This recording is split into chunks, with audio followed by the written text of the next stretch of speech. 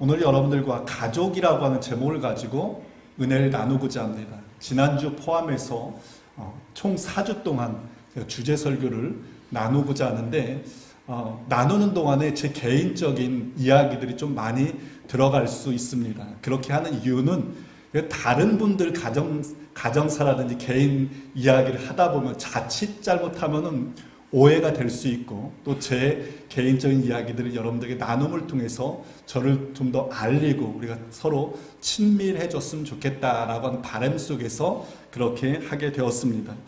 여러분, 가족이라고 하면 무엇이라고 생각하십니까? 가족. 저에게 가족이 무엇이냐라고 질문한다면 저는 이렇게 대답하고 싶습니다. 가족은 한 편이다. 가족은 한 편이다. 나를 믿어주고 나를 지지해주고 나를 위해서 싸워줄 수 있는 사람, 그게 가족이다 이 말입니다. 근데 여러분, 이런 가족이요 저절로 탄생되어지는 것이 아닙니다. 함께 먹고 함께 생활할 뿐 아니라 어려움도 함께 이겨내고 위기도 함께 겪을 때 비로소 진정한 의미의 가족이 탄생할 수 있는 겁니다. 전 저보다 3살 밑으로 3살 어린 여동생 1명, 그리고 밑으로 4살 어린 남동생이 1명 있습니다. 근데 저희들 자라면서 굉장히 가족 형제가요 굉장히 깊었어요.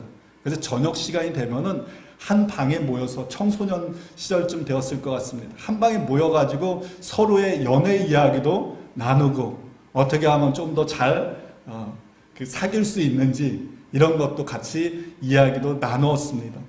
물론 다른 가정들처럼 다른 형제들처럼 싸우기도 했고 그로 인해서 말을 안 하면서 지내는 그런 시간들도 있었습니다. 근데 언제나 저희 3남매가요 똘똘 뭉쳐지는 때가 있었습니다. 그때는 언제냐면은 누군가가 다른 사람에게 맞거나 싸우고 들어올 때입니다.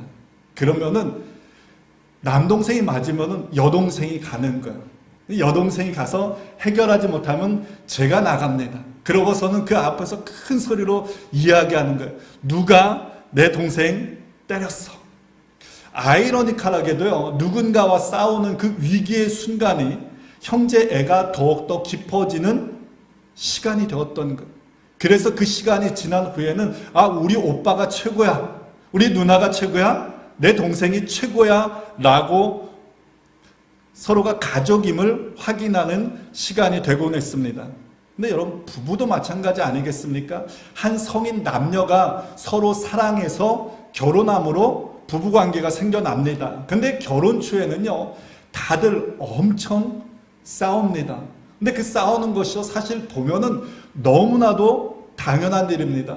적어도 결혼하기까지요 한 20여 년 이상은 서로 다른 문화에서 다른 생각을 가지고 살았던 사람들이 한 곳에서 살아가려고 하니까 여러 가지 갈등들이 생겨날 수밖에 없습니다.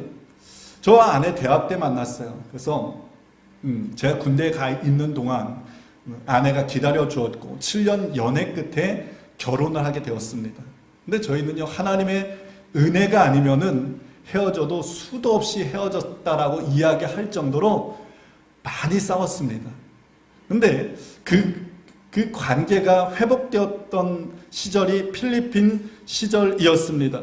우리 주님의 교회 초창기 멤버들은 아시겠지만서도 저희가 필리핀에서 여러 가지 어려움들이 있었어요. 그 중에 가장 어려웠던 게 집으로 5인조 권총 강도가 들어와서 그 사건이 있었습니다. 저는 당시에 그 칼을 맞고 그리고 또 저희 집사람은 그 사건으로 인해서 그 후에 굉장히 심각한 공황 장애를 겪어야 했어요. 그리고 큰 아들 주성이는 하루에도 수십 번 대문을 열렸는지 잠겼는지 확인을 하는 거예요. 왜냐하면은 잠시 열어두었던 그 틈을 타고서 그 권총 강도들이 들어왔기 때문입니다.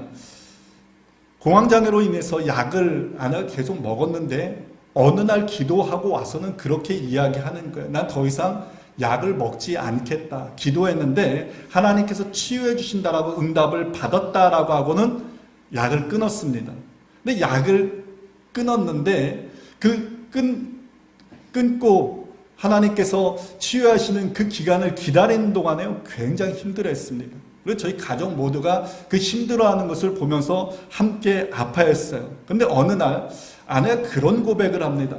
그러니까 앉아도 기쁨, 서도 기쁨, 누워도 기쁨, 세상이 줄 수 없는 기쁨과 평화가 몰려온다라고 그렇게 고백을 하는 거예요. 그러면서 하나님께서 완전히 치유해 주셨습니다.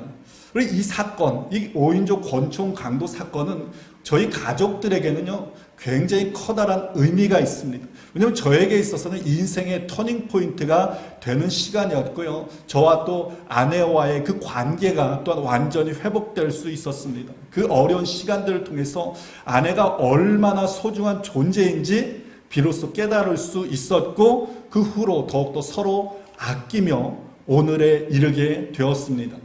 오늘 제가 나누지 않았던 한 가지 더 나누도록 하겠습니다. 큰아들 주성이가 고등학교 수석으로 졸업을 하고 하버드, 예일, 프린스톤에 합격을 하고는 하버드로 들어갔습니다. 이 일이 둘째 주한이에게요, 굉장히 자극이 되었던 것 같아요. 그때 주한이가 8학년이었는데 나도 형처럼 되겠다라고 하고서는 열심히 공부해가지고 8학년을 수석으로 졸업하고 고등학교를 들어갔습니다. 그러니까 부모로서 어떤 마음이 들겠습니까? 주한이에 대한 나름대로의 기대가 생겨난 거예요. 주한이도 이제 지금까지 잘했으니까 이 고등학교 시절만 형처럼만 하면 된다라고 생각하면서 그런 바램들이 있었습니다. 9학년 동안은요, 굉장히 잘했어요.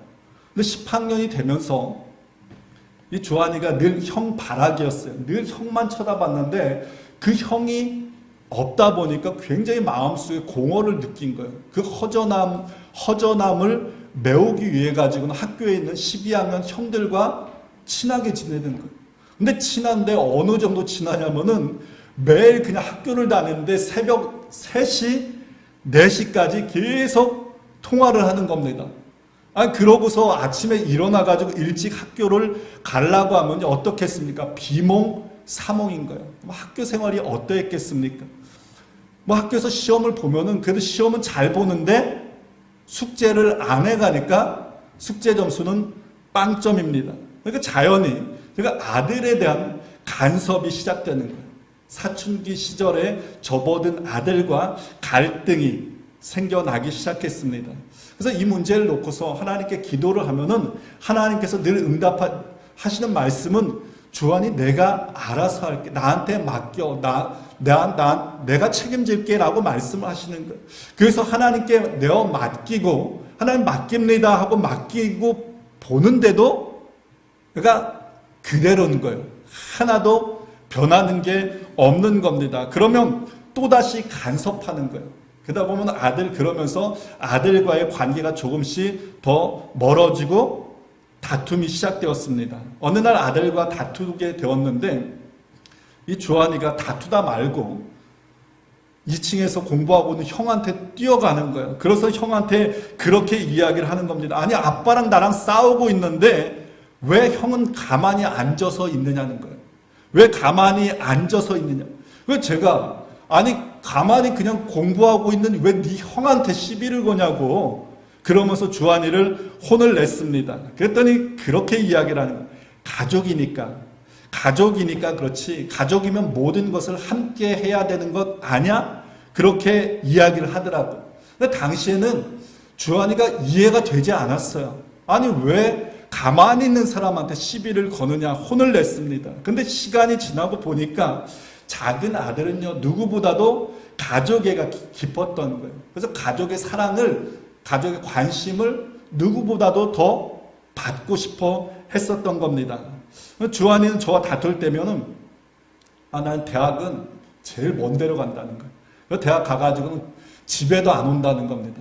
그 말이 저에게는요, 굉장히 큰 상처가 되었습니다. 근데 한 번은 아들이 시험 기간인데요, 머리가 아프다고 학교를 안 가는 거예요. 그런가 보다 했습니다. 근데 그 다음날 됐는데도 안 가는 거예요. 시험 기간인데. 그 다음날에도 또 안 갑니다.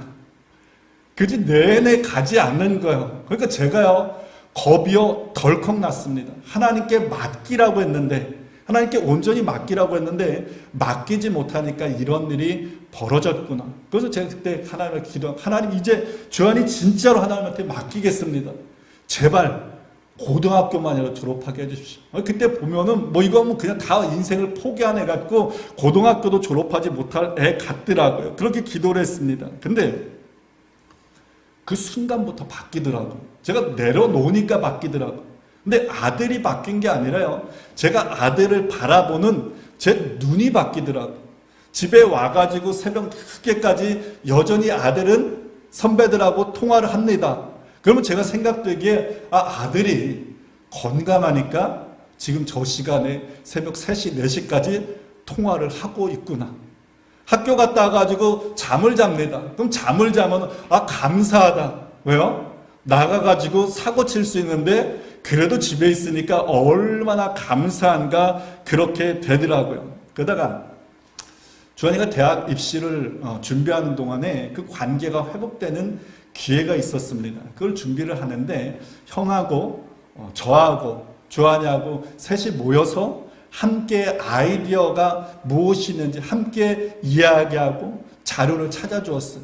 그리고 저희들이 함께 모여서 그렇게 하는 동안에는 저희 집사람은 밑으로 내려가서 그 시간 내내 계속적으로 기도를 해주었습니다. 거의 한 달 이상 가족이 함께 모여서 대학 입시를 준비하는 거예요. 매일 저녁 때 함께 되어서 함께 했던 겁니다. 여러분, 대학 진학이라고 하는 것이요, 사람의 인생에 있어서 처음 맞이하는 가장 어려운 힘든 시기 아닙니까? 근데 그 시간에요, 가족 모두가 자기에게 마음을 써주고 함께 해준 거에 대해서요, 아들이 너무 고마워하는 거예요. 그러면서 종종 그런 말들을 하더라고요. 내가 힘들 때 도와주고 함께 해주어서 땡큐. 그런 인사를 잘 하는 거예요. 지금 대학에 들어가서 있는데 간혹 집에 올 때면은 그렇게 이야기를 합니다. 참, 집에 들어오자마자 그렇게 이야기하는 거예요. 집 냄새 참 좋다. 집이 너무 좋다. 늘 집에 오고 싶었다. 그렇게 이야기를 합니다.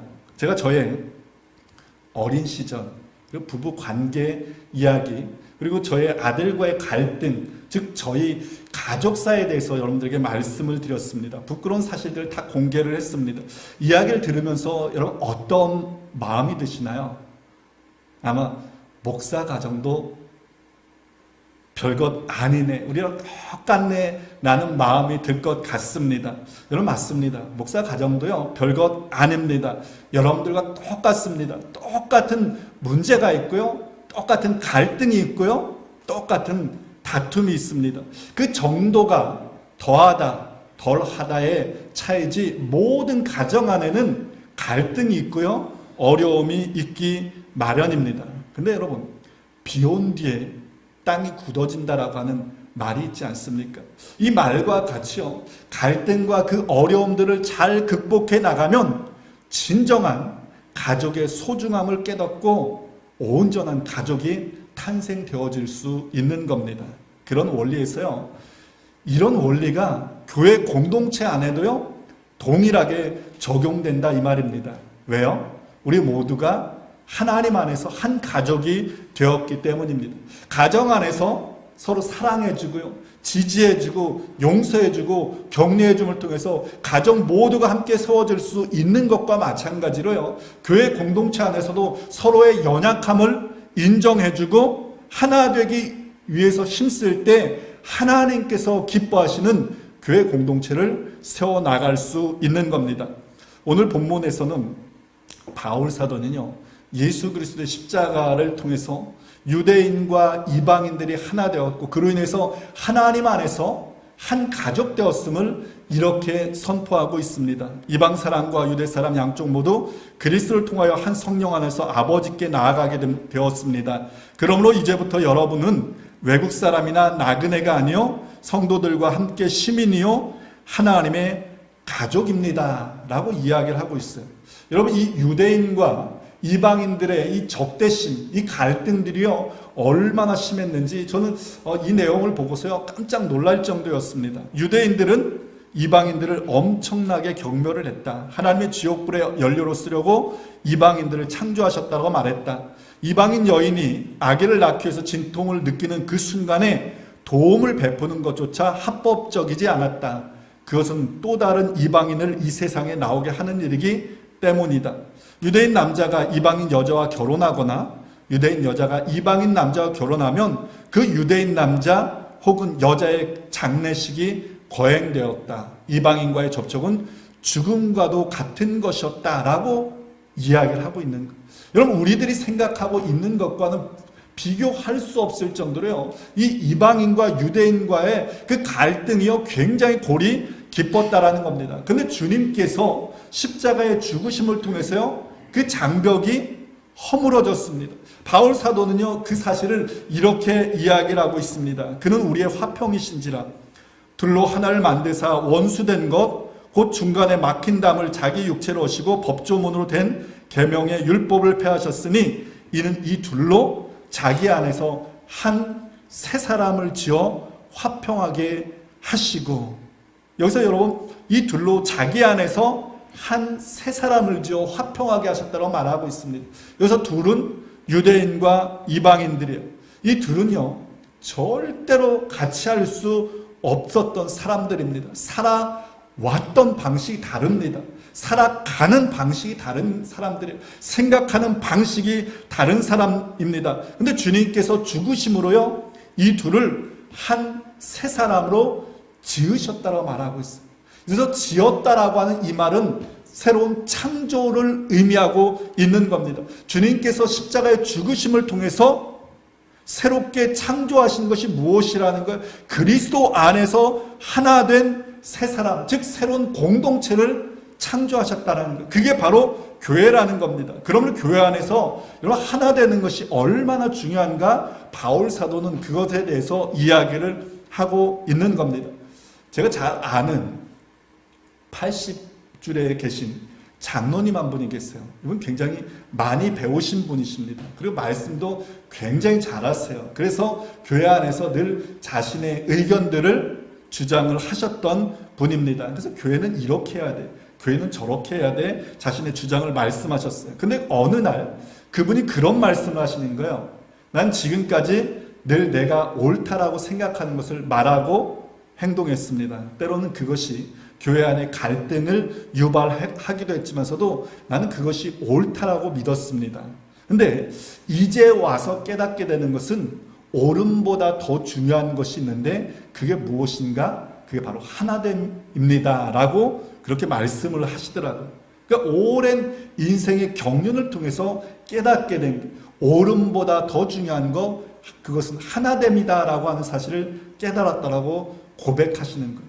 저는 TV를 아예 안 봅니다. 근데 유일하게 보는 게 하나 있어요. 영국 그 토트넘 선수인 손흥민 선수가 경기하는 것은 꼭 봅니다.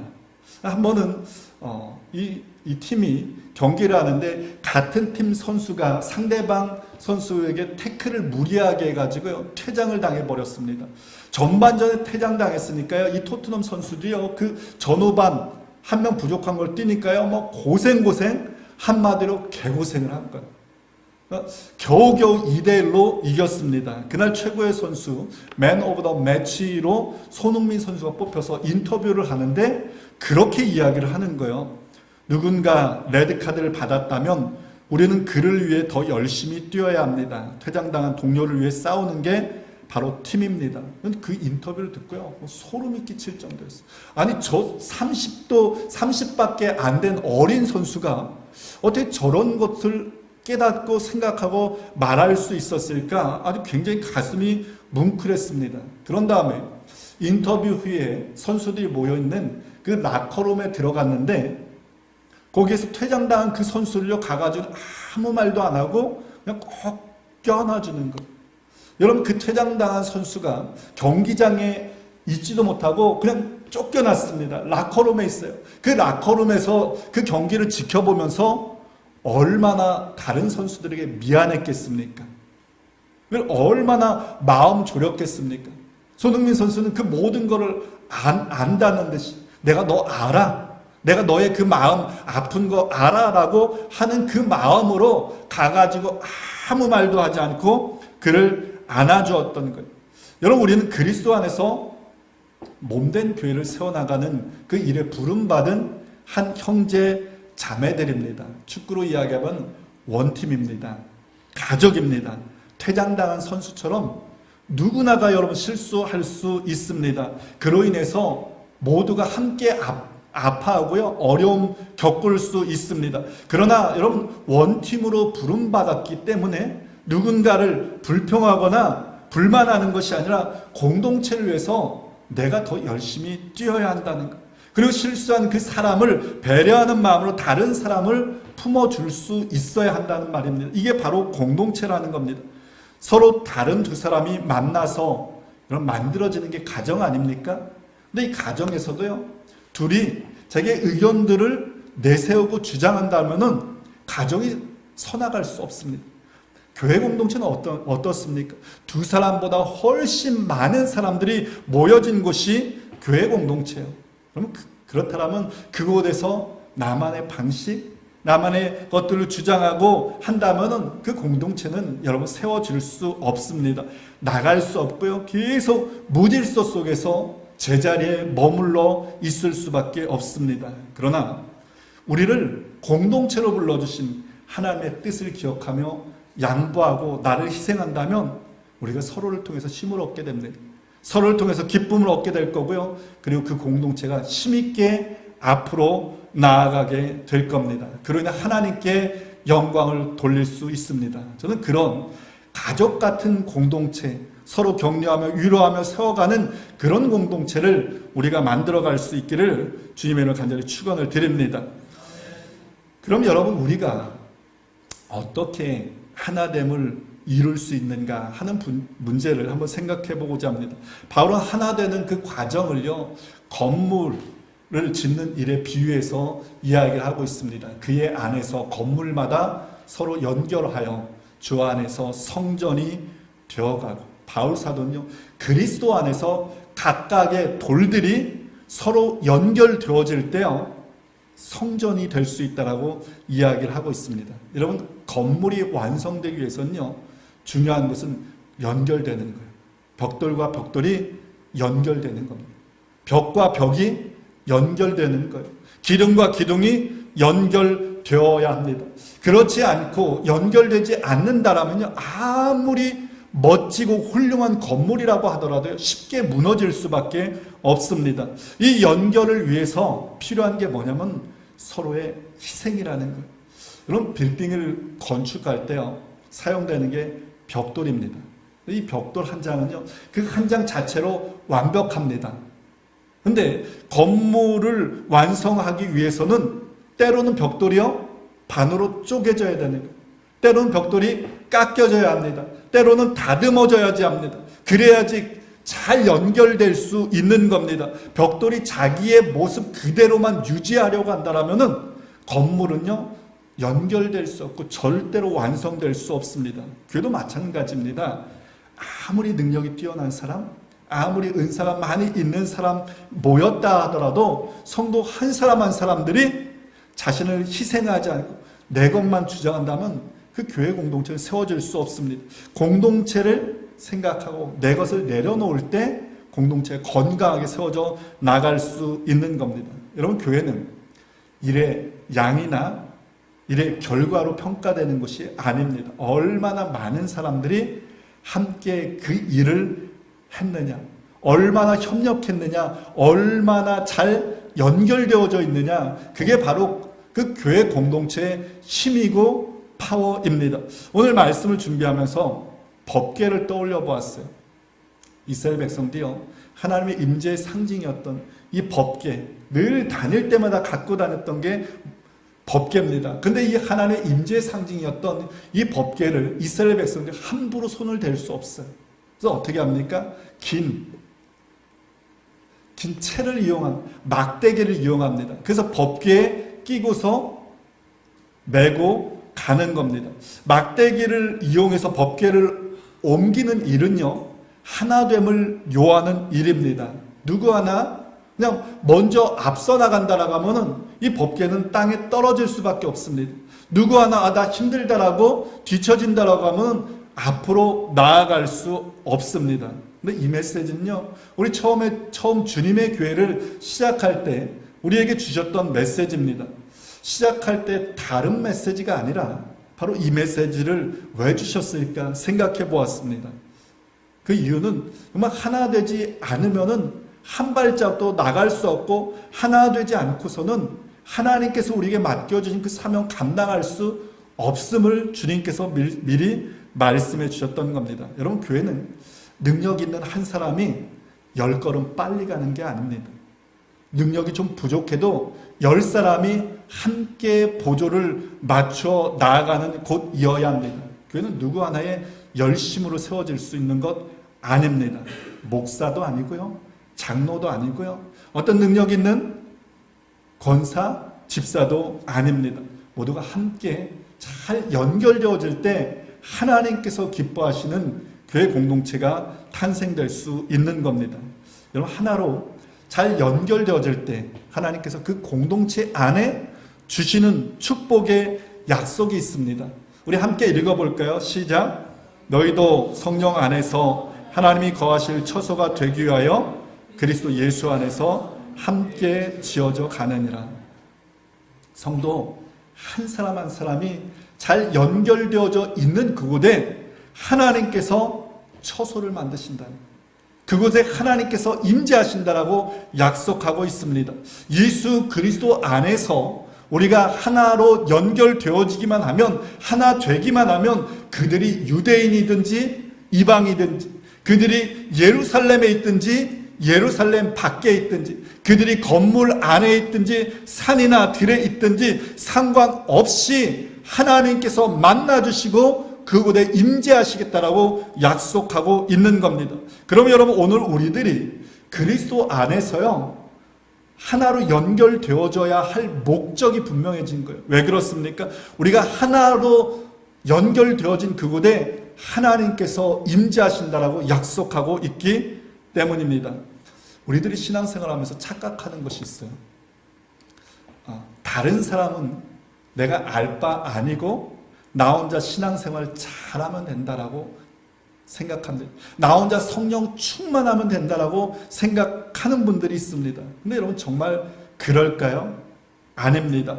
혼자는요 너무 힘듭니다. 쉽게 지치고 쉽게 사그러들 수밖에 없습니다. 그것을 주님께서요 너무 잘 아셨기 때문에 우리에게 믿음의 공동체를 허락해 주신 겁니다. 바울 사도는요 끝으로 이렇게 권면합니다. 예수 안에서 함께 지어져 가느니라. 뭐라고요? 예수 안에서 함께 지어져 가느니라. 여러분, 함께 지어져 가는 겁니다. 함께 자라는 거고요, 함께 성장하는 겁니다. 함께 성령 충만해지는 거예요. 그곳에 하나님께서 임재하신다라고 약속하고 있기 때문입니다. 그러므로 옆에 있는 사람이 여러분 나의 축복의 통로입니다. 옆에 있는 사람을 통해서 여러분 우리가 함께 자라고 함께 세워져 나고 함께 하나님의 나라를 맛볼 수 있음을 여러분 기억하시길 바랍니다. 자, 우리 옆에 분들하고 한번 이렇게 인사해 볼까요? 당신은 축복의 통로입니다. 자, 우리 반대편의 분들도 한번 얘기해 주세요. 당신은 축복의 통로입니다. 모세가 만든 이 성막 안에는요 성소와 지성소가 있었습니다. 그리고 성소에서 지성소로 나아가기까지는 조그만 통로가 하나 있었어요. 그런데 그 통로에는 50cm 정도 되는 널빤지들이 서로 연결되어져 있었습니다. 그럼 제사장은요 성소에서 지성소로 나아갈 때 그 연결되어진 널빤지 하나하나를 밟고서요 하나님 앞으로 나아갔던 겁니다. 널빤지 하나하나가 하나님께 나아가는 통로가 되었던 거예요. 그것과 마찬가지로 여러분 우리 하나하나가 서로 연결되어져 있을 때 하나님 앞으로 나아가는 통로가 될 수 있는 겁니다. 서로가 하나 된 그곳에 하나님의 임재의 비밀이 있는 줄 깨닫기를 바랍니다. 바라기는 서로가 하나님께 나아가는 축복의 통로이며 하나님이 거하시는 성전임을 기억함으로 함께 잘 지어져 나갈 수 있기를 부탁을 드립니다. 이제 말씀을 맺겠습니다. 어린 시절에요, 친구들과 늦도록 밖에서 놀고 있으면 집집마다 엄마들이 부르는 거예요. 웅태야, 밥 먹어. 누구야, 밥 먹어. 부르는 겁니다. 그럼 함께 놀고 있던 아이들이요, 다 놀던 거 놓고 흩어져서 각자의 집으로 돌아가는 거예요. 그리고 그곳에서 가족이 다시 만나는 겁니다. 그럼 여러분, 가족은 뭐냐? 끝까지 함께 하는 사람이 가족이라는 거예요. 교회 공동체도 마찬가지입니다. 하나님 안에서 함께 되었기 때문에 우리는 끝까지 함께 해야 될 사람들입니다. 그런 의미에서 두 가지 도전을 여러분들에게 드리고 싶습니다. 여러분의 가정에서 갈등이 있을 때, 그러면 그 갈등을 회피하는 것이 아니라 그 갈등을 하나님께서 주신 기회로 잘 활용할 수 있었으면 좋겠습니다. 지지해주고 격려해주고 함께 문제를 풀어나갈 수 있도록 여러분들 먼저 손을 내밀 수 있었으면 좋겠습니다. 교회 공동체 안에서 또 한 가지는 여러분들이 하나 되기 위해서 힘쓸 수 있었으면 좋겠습니다. 무엇보다 우리가 하나님 안에서 한 가족 되었음을 기억하고, 정말 내가 하나님 앞으로 나아가는 축복의 통로가 내 옆에 있는 사람을 기억하면서 그렇게 서로를 대해주었으면 좋겠습니다. 서로의 약함을 품어주고 격려하고 기도함으로 하나님께서 맡겨주신 그 사명을 우리가 함께 감당해 나갔으면 좋겠습니다. 따뜻한 격려의 말 한마디, 먼저 다가가서 밝은 얼굴로 인사해 주는 것, 그럼 그것도 우리가 할 수 있는 공동체를 세우는 일 아닐까 생각됩니다. 관심으로 카톡 하나 보내주는 것, 손흥민 선수가 그랬던 것처럼 힘들어하는 사람에게 가서 아무 말 없이 안아줄 수 있고 기도해 줄 수 있는 것, 여러분 이것이 바로 우리 공동체를 세워나가는 우리의 작은 실천사항 아닐까 생각되어집니다. 그리고 그러한 여러분의 헌신과 수고 위에 공동체가 더욱 세워지고 하나님께서 임재하실 겁니다. 그렇게 몸된 교회를 세워나가는 우리 모두 되어줄 수 있기를 주님의 이름 간절히 축원을 드립니다.